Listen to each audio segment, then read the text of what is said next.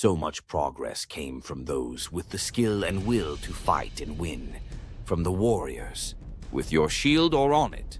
This is Sparta! If you cannot command the battlefield, how will you ever get your agenda enacted? Robespierre linked virtue and terror. Virtue without which terror is fatal, terror without which virtue is impotent. Terror is only justice prompt, severe and inflexible. It is then an emanation of virtue. The king must die so that the country can live. A sensibility that wails almost exclusively over the enemies of liberty seems suspect to me. Stop shaking Caesar's bloody robe in my face, or I will believe that you wish to put Rome in chains. It has been said that terror is the principle of despotic government. Does your government therefore resemble despotism? Yes, as the sword that gleams in the hands of the heroes of liberty resembles that with which the henchmen of tyranny are armed. The government of the revolution is liberty's despotism against tyranny, is force made only to protect crime. Is it not he whose immortal hand has written there the death sentence of tyrants? He did not create kings to devour the human race. He did not create priests to harness us, like vile animals, to the chariots of kings and to give to the world examples of baseness, pride, perfidy, avarice, debauchery, and falsehood. He created the universe to proclaim his power. Robespierre was a great political warrior. He conducted politics in the midst of war and counter-revolutionary uprisings. He was surrounded by blood and bodies, enemies within and enemies without. And so the terror was essential to save the revolution, to save virtue itself. No democratic politician could do what Robespierre did. He was a superman. They, by total contrast, are all last men. But everything must evolve, including the warrior. In the future will come the new warrior, the sublimated warrior. The artist-philosopher, not the unsublimated barbarian warrior. We want, in the end, the soldiers of the mind undertaking the greatest intellectual wars, not the soldiers of the body, slaughtering each other for the crudest appropriation of power. But there's no point pretending that wars of the body will be going away anytime soon. Where the physical warrior hates the weakling, the intellectual warrior hates the dunce. Of course, many physical warriors are as dumb as fuck, so the intellectual warriors must have enough intelligence and will to destroy the physical warriors, to stop the physical warriors destroying them. What was Plato's vision? He wanted a Sparta of the mind, rather than a Sparta of the body. He wanted elite soldiers, Spartans, to be the agents of the philosopher kings, their auxiliaries, their guardians, and the guardians of the safety and security of the state. But for Plato's vision to work, the intellectuals would need to have weapons at their disposal to kill the physical warriors if they should ever rebel against the intellectual warriors. What do the priest caste do? They are those who take the side of the slaves and preach a slave morality. They demonize the strong, the warriors. Nietzsche said they were Jews. He regarded the Jews as the quintessentially priestly people. Nowadays, it's the woke.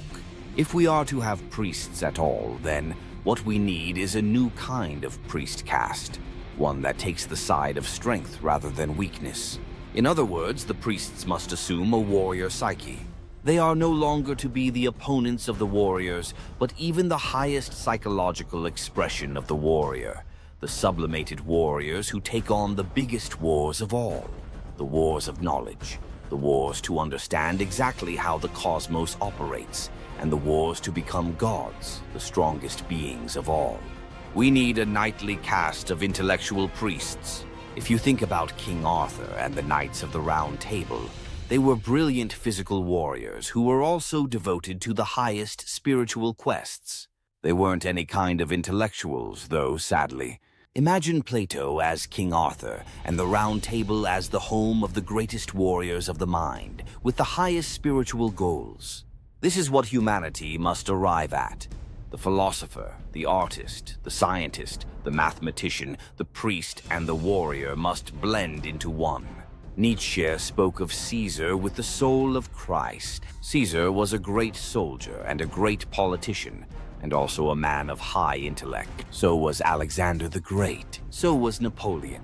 We don't need priests or predators who devote themselves to the exploitation of the weak, the slaves, the herd.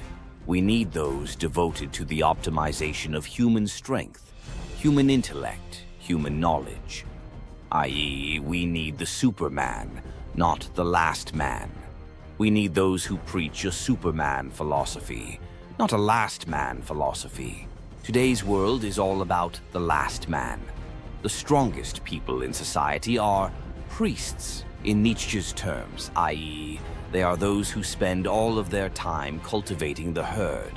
The likes of Bezos, Musk, Branson, and Zuckerberg aren't producing a Superman society. They are producing a metaverse of total mediocrity, the last man universe, where the herd can engage in the fantasy of being great warriors, even as they fritter away their lives in fleeing from reality. The strong take on reality. The weak fantasize about being strong while they hide. We need a working-class self-mastery morality fueled by Western paganism, as opposed to a working-class slave morality fueled by Christianity, a bizarre Middle Eastern pseudomorphism. We need the wild hunt, including Dionysus, versus the new Christians, the extreme liberal woke. The upper-class elites will be overthrown once the working class see themselves as the true elite, the Superman class. The woke are a last man class, and so are the super-rich elite who pander to the slave morality of the mediocre masses. The working class will seize power only when they adopt the most successful master morality or self-mastery morality.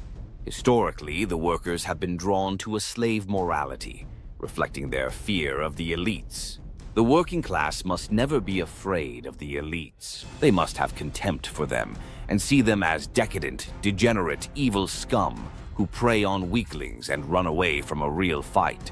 With the message of working-class Nietzschean master morality, we can unite the radical left and radical right of the working class, all under an anti-Christian pagan message revolving around the mighty sky army of the wild hunt, chasing down all the enemies of the working class.